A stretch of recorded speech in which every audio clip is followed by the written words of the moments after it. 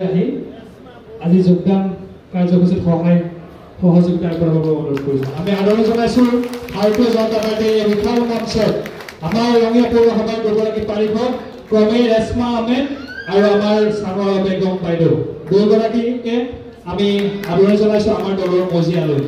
আৰু লগতে আমাৰ আন দুগৰাকী যুৱ নেতা আছে। এগৰাকী হ'ল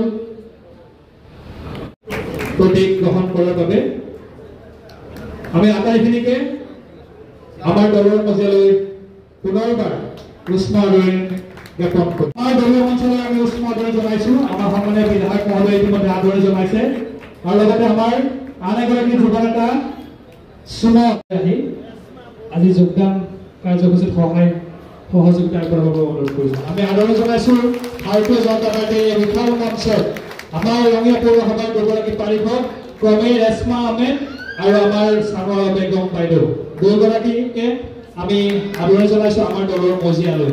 আৰু লগতে আমাৰ আন দুগৰাকী যুৱ নেতা আছে। এগৰাকী হ'ল